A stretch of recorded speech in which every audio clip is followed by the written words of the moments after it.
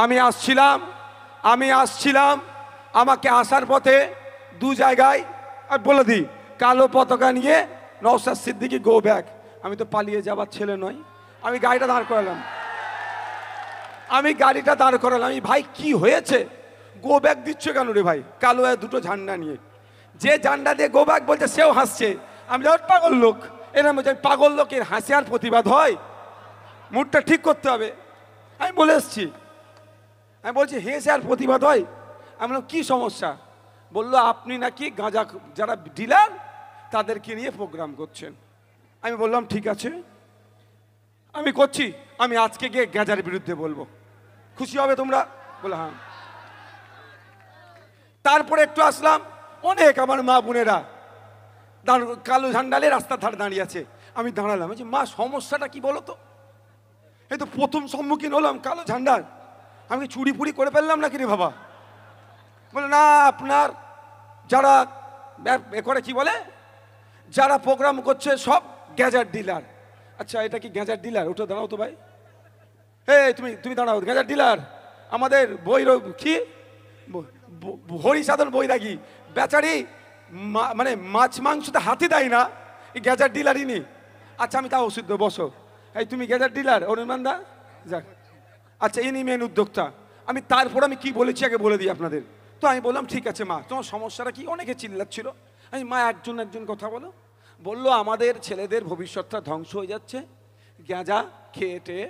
আমি বললাম চরম অন্যায় হচ্ছে। ঠিক কথা তো, এটা পবিত্র ভূমি তো নাকি, এখানে কোনো নোংরামি চলবে না। আমি বলে এসছি আর যাবার সময় আপনাদের কথা দিচ্ছি। আমি বললাম স্টেজ থেকে আওয়াজ তুলে আসবো, ঘুটিয়ারি শরীফে যত ধরনের নোংরামি আছে, সে গাঁজা হোক আর যাই অন্যায় হোক, সব বন্ধ দায়িত্ব মমতা ব্যানার্জিকে নিতে হবে। উনি রাজ্যের মুখ্যমন্ত্রী। আমি বলে এসেছি আমি স্টেজ থেকে আমি আওয়াজ তুলবো, গাঁজা বন্ধ করতে হবে। কিন্তু তারপরে আমি ফিরে যাওয়ার সময় কিন্তু বোন তোমার হাতে আমি চা খেয়ে যাব। আমি কথা দিয়ে যাচ্ছি ওটার কাছে আমি চা খেয়ে যাব। আমার অনেক মা, আমার বোন অনেক মা, না কাউকে যেতে হবে না। তো আমি ওই জন্য একটু দেরি হয়ে গেল। তো আপনাকে বলুন, এখানে যদি কেউ গাঁজা বিক্রি করে সব থেকে বড় দোষ কার? মমতা ব্যানার্জির। রাজ্যের পুলিশ মন্ত্রীকে খোঁজ নিলে দেখা যাবে হয়তো কালীঘাটে গাঁজার ব্যবসার টাকাটা পার্সেন্টেজটা পৌঁছে যাচ্ছে। খোঁজ নিলে দেখা যাবে জনপ্রতিনিধিদের ঘরে হয়তো পৌঁছে যাচ্ছে। ভুল বলছি নাকি? আচ্ছা আপনারা আমার সাথে একটা সহমত হবেন, এটা তো পবিত্র ভূমি, এখানে কোনো ধরনের অন্যায় হোক এটা আপনারা চান না তো? কারা কারা চান এখানে সুন্দর সুষ্ঠুভাবে এই পবিত্র ভূমি সম্মান রাখুক? হাত তুলুন তো। সবাই তো আমরা চাই এই পবিত্র ভূমির সম্মান ঠিক থাকুক, সব ধরনের অন্যায় এই পবিত্র ভূমি থেকে বন্ধ হোক। গাঁজা বিক্রি, তোলাবাজি, নোংরামি, কারো মিটিং করতে গেলে, কেউ ঘর করতে গেলে হাত পেতে টাকা চাওয়া, ওইটাও নোংরামি। ওই নোংরামিটাও আমরা বন্ধ করতে চাই। শুধু গাঁজা বিক্রি বন্ধ নয়, সাথে সাথে কি করতে চাই? নোংরামি। কেমন নোংরামি? আপনি আপনার বাড়ি বানাচ্ছেন, এসে ভিক্ষার হতে হাত চাইছে। 3-4টে গোষ্ঠী, তো প্রথম গোষ্ঠী এসে কি বলছে? 10,000 দাও, হয়তো 5,000 দিয়ে ছাড়লেন। সেকেন্ড গোষ্ঠী এসে কি বলছে? 5,000 দাও, তাকে 2.5 দিলেন। তারপরে আবার একটা গোষ্ঠী এসে বলছে কিছু আমাকে দাও, 200-500 দিলে ওটা আবার হয়ে যাচ্ছে। এইটা নোংরামি নয়? এটা সমাজকে অবক্ষয় করছে না? গাঁজার বিরুদ্ধে যেমন আমরা বলবো, সাথে সাথে অন্যান্য যে সমস্ত অন্যায়গুলো হচ্ছে তারও বিরুদ্ধে বলতে পিছপা হয় না এসএফ নওশাদ সিদ্দিকী। কারণ সমাজ ব্যবস্থা পরিবর্তন করতে নেমেছি। হ্যাঁ ঠিক কথা। প্রশ্ন এখানেই, আমি যতটুকু জানি পশ্চিমবাংলায় গাঁজা চাষ হয় না, আছে ম্যাক্সিমামটা উড়িষ্যা থেকে। তো এইখানে উড়িষ্যা থেকে যখন আসছে আমার রাজ্যে গাড়ি ঢুকছে, ওই বর্ডারে কে থাকবে? নওশাদ সিদ্দিকী। হ্যাঁ আমি থাকি বর্ডারে না দিদিমণির পুলিশ থাকে? তাহলে দিদিমণির পুলিশ কার ইশারাতে ছেড়ে দিচ্ছে গাড়িগুলো? হ্যাঁ কার? তাহলে গাঁজা ব্যবসায়ীটা আসলে কে? গাঁজা ব্যবসায়ীটা অরিজিনালটা কে? এরা হয়তো ডিলার ফিলার কেউ আছে, সেটাও বন্ধ করতে হবে। কোনো কথা নেই, বন্ধ করতে হবে ভাই। এইটা বলছি বলে পরেতে যদি আমার এখানে 4টে লোক পাই, আমি 4টে লোককে নিয়েই বলবো, এটা মাথায় রাখবেন। কি বলছি বুঝতে পারছেন? তাহলে মূল হোতাটাকে মমতা ব্যানার্জি যদি বর্ডারগুলো সিল করে দেয়, গাঁজা এখানে এসে পৌঁছাবে। বুঝতে পারছেন? এখানেও সাপ হয়ে কামড়াচ্ছে, ওজা হয়ে ঝাড়ছে, দ্বার্থহীন ভাষাই বলে যাচ্ছে এই পবিত্র ভূমি থেকে। এই আমাদের ঘুটিয়ারি শরীফের ভূমি থেকে বলছি, ঠিক একদিকে যেমন গাঁজা বন্ধর কথা স্লোগান উঠবে, সাথে সাথে খাল পরিষ্কার করারও স্লোগান হবে।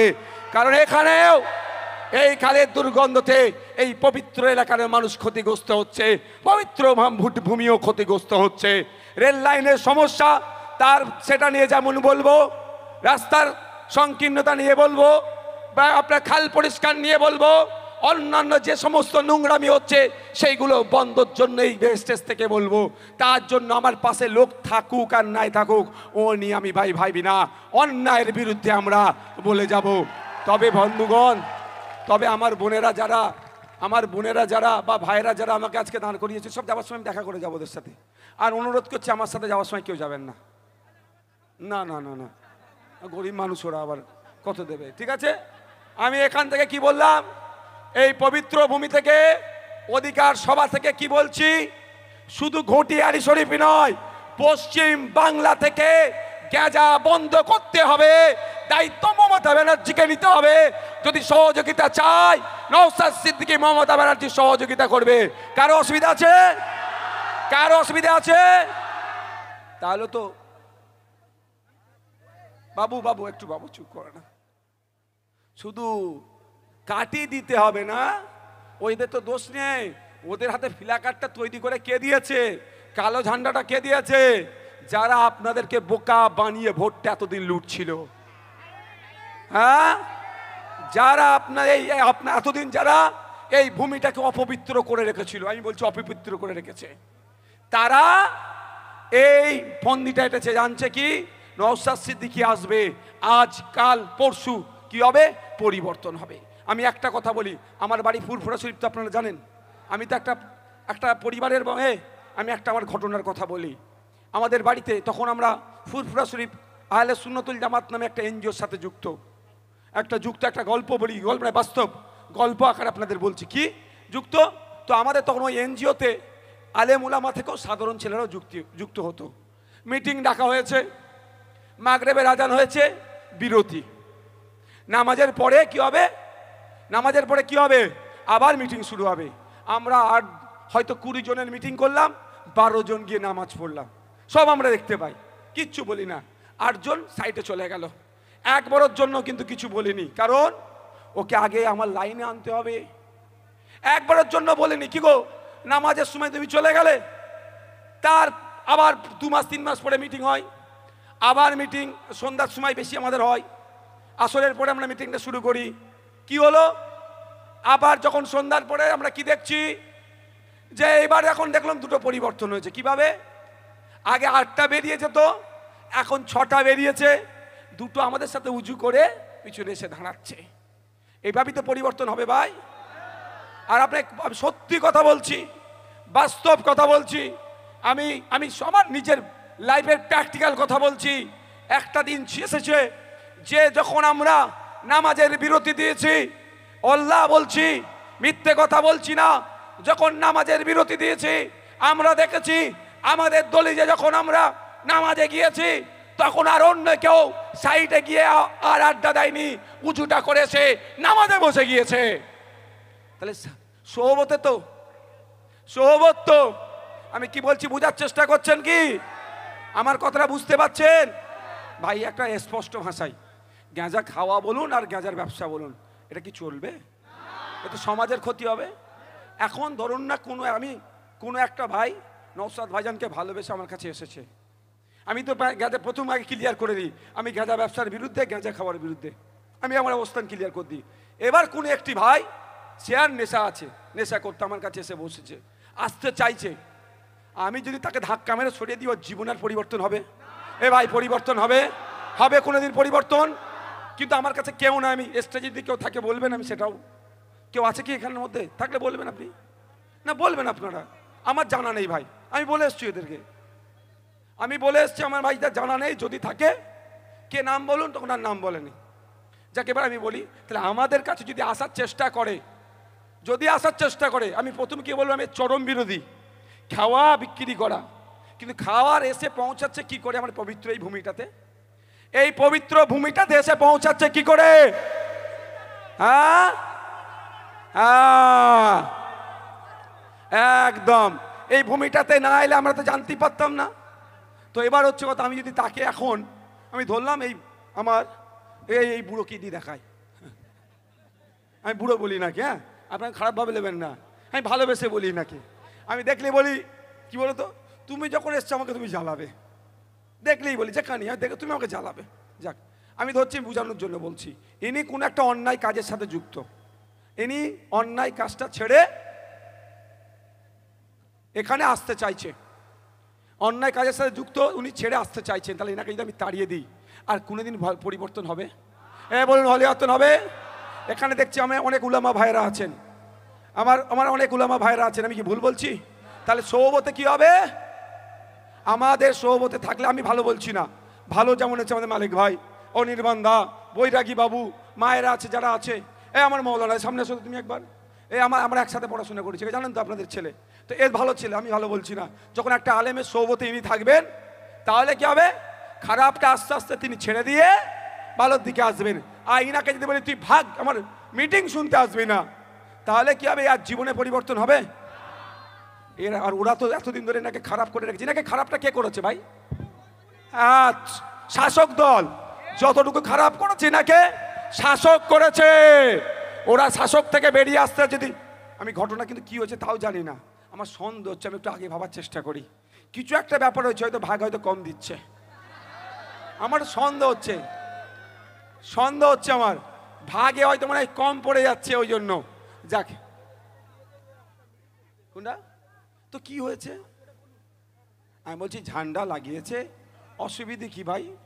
আমাদের ঝান্ডাগুলো ছোট আর ওদের ঝান্ডাগুলো বড়। তবে একটা কথা বলি, এখানে যত লোক দাঁড়িয়ে আছে, বাজার এখানে মাইকের আওয়াজ যাচ্ছে, কানে কানে জিজ্ঞাসা করবেন কাদের ঝান্ডাটা মেহনতের টাকায় কিনা, আর কাদের ঝান্ডাটা গাঁজার কমিশনে কেনা,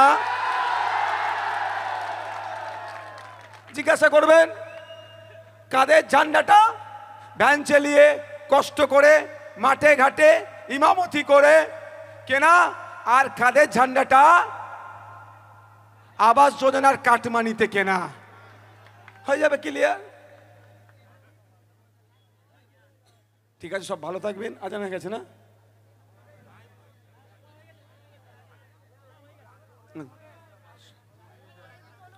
এক দু মিনিট আছে না ভাই, ওটা আমি 1 মিনিট মনে বাকি আছে। আমি আপনাদেরকে অনুরোধ করব একটা কথাই, আমি আজকে দেখছিলাম রাস্তায় প্রচুর পুলিশ, রাস্তায় প্রচুর পুলিশ, হয়তো নিরাপত্তার জন্য। 2-4টে গুন্ডা মস্তান চোর ডাকাতকে ধরে যদি পুলিশ থানায় বসে রাখতে এত পুলিশকে কষ্ট করতে হতো? হ্যাঁ, 2-4টে গুন্ডা মস্তান চোর ডাকাত ফেরেমবাজ আছে, তাদের জন্য এত পুলিশ দিতে হচ্ছে, এত ওই 4টে গুন্ডা মস্তানকে ধরে দিলে রেখে বসে রাখলে তো সমস্যা মিটে যেত। তবে একটা কথা বলে যাচ্ছি, আমি ঘুটিয়ারি শরীফে এসেছি, আসবো আগামী দিনে 2026 সালে নওশাদ সিদ্দিকী খাম চিহ্ন ইন্ডিয়ান সেকুলার ফ্রন্ট ঘুটিয়ারি শরীফে আসবে, ক্যানিং পশ্চিমে আসবে, কেউ আমাকে রাস্তায় আটকে রাখতে পারবে না। অসুবিধা হবে আপনাদের আসলে? আমি অসুবিধা হবে? কোনো অসুবিধা আছে? আমি আসবো কি আসবো না? আমি আসবো কি আসবো না? আমি আসবো কি আসবো না? আমি আসবো কি আসবো না? আসবো আমি। আর একটা কথা বলে যাই, আমাকে কেউ আটকে রাখতে পারবে না। আমার অনুরোধ একটা এসআইআর নিয়ে বেশি কথা বলবো না, সময় 1 মিনিট আছে। ফর্মটা ঠান্ডা মিজাজে ফিল আপ করবেন। যদি ফর্মটা ফিল আপ না করতে পারেন, আইএসএফের যারা আছে তাদের সাথে যোগাযোগ করবেন। অন্যথায় আমার ফেসবুকের আইডি আছে, দেখেছেন তো? ফেসবুকের আইডিতে ভিডিও ছেড়েছি, পুরো একদম খাতায় কলমে বুঝিয়ে দিয়েছি। প্রথম আপনারা ফর্মের একটা জেরক্স করে নেবেন, জেরক্সের ওপর আগে প্র্যাকটিস করবেন, ভুল ভ্রান্তি ওখানে হলে হয়ে যাবে। তারপরে কি করবেন? অরিজিনালে করবেন। বাঘ ভাল্লুক নয়, ফর্মটা কিছু কোশ্চেন আছে, কিছু উত্তর আপনাকে দিতে হবে, একদম ইজি ব্যাপার, দেখবেন আমি পাট পাট করে বুঝিয়ে দিচ্ছি। তবে আজকে আমি অনুরোধ করব ফর্ম ফিল আপটা একটু হোল্ড করুন। অনেকে বলছে আগামীকাল নাকি নির্বাচন কমিশনের থেকে নতুন একটা নির্দেশিকা আসবে ফর্মকে ফিল আপ করার জন্য, তাহলে আপনি একদিন হোল্ড করে যান। আরে সাদা চুন আছে তো নাকি, সাদা কালি কি বলে ওটা, কি গো, হোয়াইটনার? আমি অত শিক্ষিত মানুষ নয় ভাই, গ্রামের ছেলে। আমি গ্রাম্য ভাষায় বলছি, সাদা কালি বলে তো, এই গ্রামে সাদা কালি বলে তো না কি গো, অত হোয়াইটনার সব ওয়েস্টার্ন। আমরা ভাই গ্রামে সাদামাটা মানুষ। আমাকে যদি কেউ জিজ্ঞাসা করে কফি খাবেন না সাহেব, চা খাবেন, আমি সঙ্গে সঙ্গে বলি আমি গ্রামের ছেলে, ভাই আমাকে চাই দাও, আমার কফি অসহ্য হবে না। তো সাদা কালি দিয়ে ওটা করে দিলে অসুবিধে হবে না। তবে একটা জিনিস মাথায় রাখবেন, এখানে একটা টার্গেট করছে এই ঘুটিয়ারি শরীফের কি হিন্দু কি মুসলমান, যে সম্প্রীতির সাথে থাকি এটাকে বিনষ্ট করার চেষ্টা করছে। আমি আপনাদের কাছে অনুরোধ করব, আপনারা যখন এই গণনা ফর্মকে ফিল আপ করে জমা দেবেন, যে বিএলও অফিসার থাকবে তার সিল, সিগনেচার আর ডেটটা দেখে নেবেন, কারণ এটাই আপনার লড়াই করার জায়গা। আপনারা আতঙ্কিত হবেন না। ঘুটিয়ারি শরীফ নয়, ক্যানিং পশ্চিম নয়, ক্যানিং পূর্ব নয়, পশ্চিম বাংলার কোনো প্রান্তে যদি একটা সিঙ্গেল ভোটার যদি বৈধ ভোটারকে অবৈধ ঘোষণা করে, আমি আপনাদের এই পবিত্র ভূমিতে এসে আপনাদের কথা দিয়ে যাচ্ছি, ওই একটা সিঙ্গেল ভোটার, সে ঘুটিয়ারি শরীফ হতে পারে, আপনার রাজা রামমোহন রায়ের জন্মস্থানের মানুষ হতে পারে, বা আপনার বনগা ঠাকুর বাড়ি হতে পারে, বা ফুরফুরা শরীফের পীর সাহেব বাড়ি হতে পারে। যদি কোনো একটা বৈধ ভোটারকে অবৈধ ঘোষণা করে, তার জন্য খাম চিহ্ন নওশাদ সিদ্দিকী সুপ্রিম কোর্টে মামলা করবে, আইনি লড়াই করবে। তাহলে এসআইআর নিয়ে আতঙ্কিত হবেন না। আতঙ্কিত হলে সমাধান হবে? সাপে কামড়ে মারা যায় তো হঠাৎ সাপে কামড়াতে সঙ্গে সঙ্গে মারা যায় না, কিন্তু মেডিকেল সায়েন্স কি বলছে, সাপে কামড়ানোর 100 মিনিটের মধ্যে 100 মিলিগ্রাম এভিএস অ্যান্টিভেনাম যাকে আমরা বলি, তার শরীরে প্রয়োগ করলে সে বেঁচে যেতে পারে। মেডিকেল সায়েন্স বলছে 100 মিনিটের মধ্যে, 100 মিনিট, 100 মিনিটস, উইদিন 100 মিনিটসের আপনি 100 মিলিগ্রাম যদি ওর শরীরে প্রয়োগ করতে পারেন বেঁচে যাবে। তাহলে মরে কেন? হঠাৎ সাপে কামড়ানোর সাথে সাথে অনেকে মরে যায় না? কেউ হার্ট অ্যাটাক করে, হার্ট ফেল করে। তো আমরা আতঙ্কিত হলে হার্ট ফেল হয়ে যায়, কেউ ভয় আর পাবেন না। ওকে, ধন্যবাদ, ভালো থাকবেন, সুস্থ থাকবেন। জি, আজান হচ্ছে, স্লোগান না, আজান হচ্ছে।